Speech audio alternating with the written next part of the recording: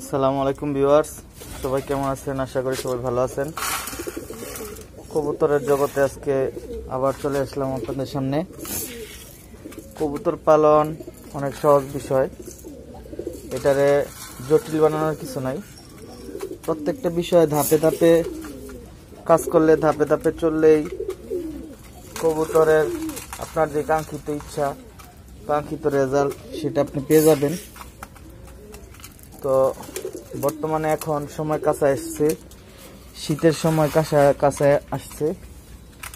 প্রায় আজকে সেপ্টেম্বর মাসের 21 তারিখ।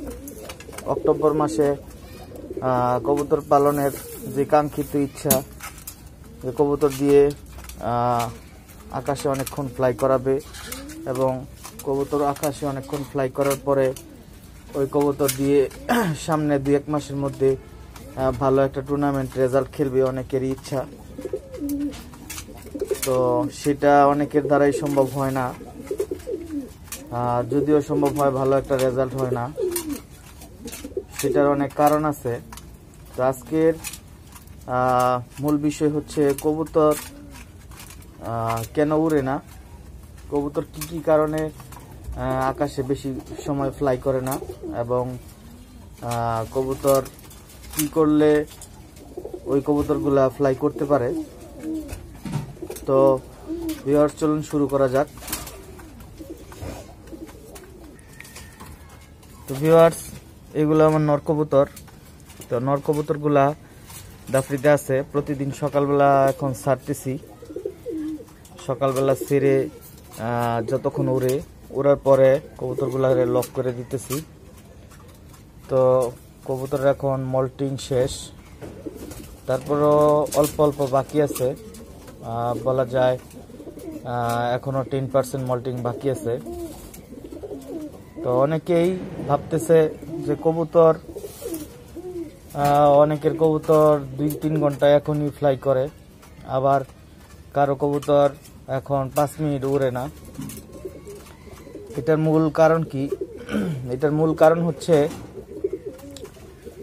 কবুতরের অনেকেরই মল্টিং কমপ্লিট হয়ে গেছে, কিন্তু কবুতরের পাক কমপ্লিট হয় নাই।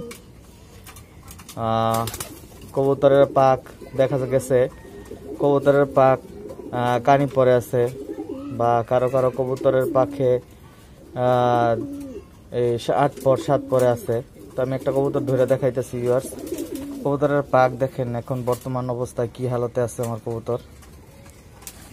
এই যে খাকি কবুতরটা, এই খাকি কবুতরটা ধরে দেখাইতেছি ভিউয়ার্স।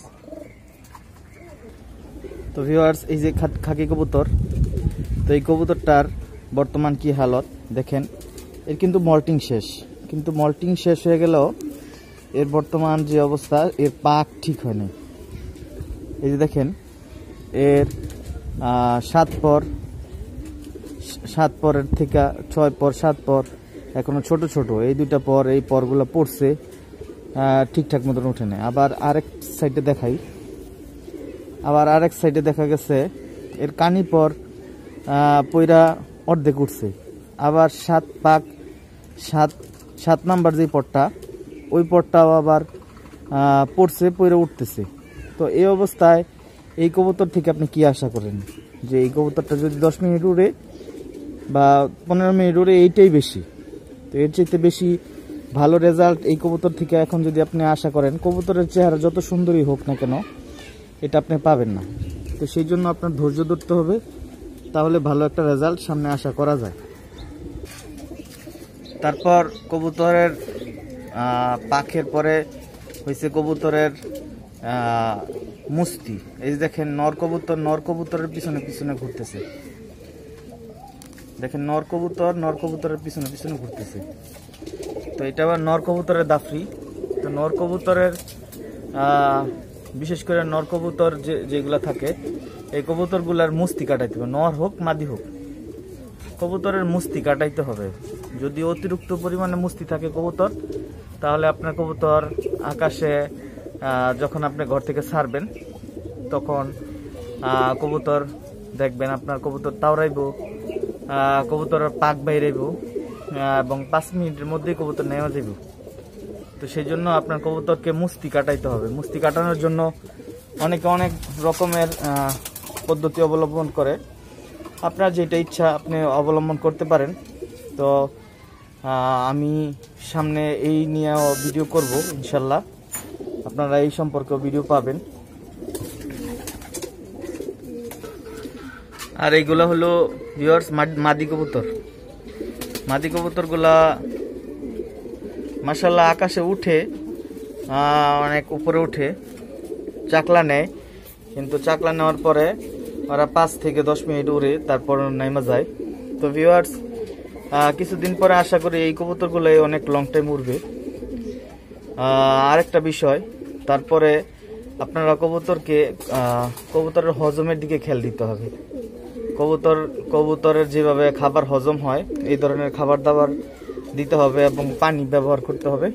তাহলে আপনাদের কবুতরের যে কাঙ্ক্ষিত যে উড়ার যে রেজাল্ট আছে সেটা আপনারা পাবেন।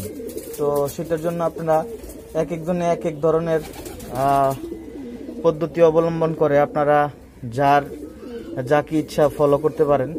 বড় বড় ওস্তাদরা আছে, বড় সিনিয়র ভাইরা আছে, ইউটিউবে অনেক ভিডিও করতেছে এবং ইউটিউবে অনেক তথ্য আছে। সেই ধরনের তথ্য আপনারা নিতে পারেন, যেটা ভালো লাগে সেটার মাধ্যমে আপনারা আপনাদের কবুতরের হজম করানোর যে প্রক্রিয়াটা আছে সেটা ব্যবহার করতে পারেন। তারপরে হচ্ছে ভিউয়ার্স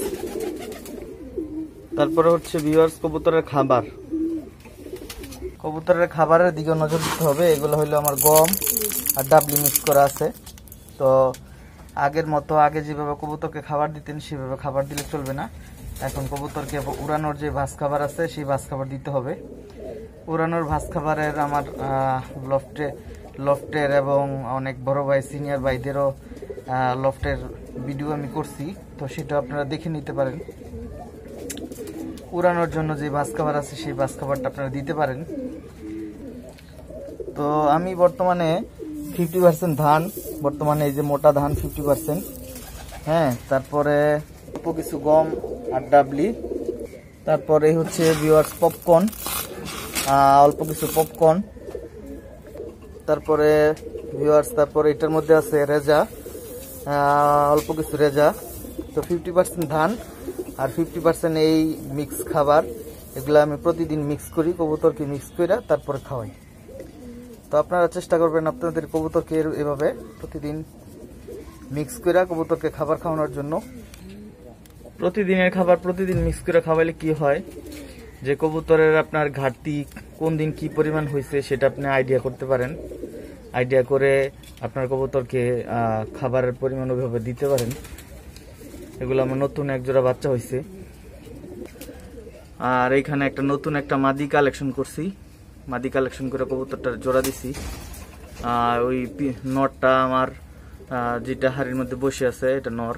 এই নটটা আমার পুরান আগে কালেকশন করা, আর মাদিটা নতুন। তো সবাই দোয়া করবেন। তো আজকের ভিডিও এই পর্যন্তই। ভিডিও অনেক লম্বা হয়ে গেছে।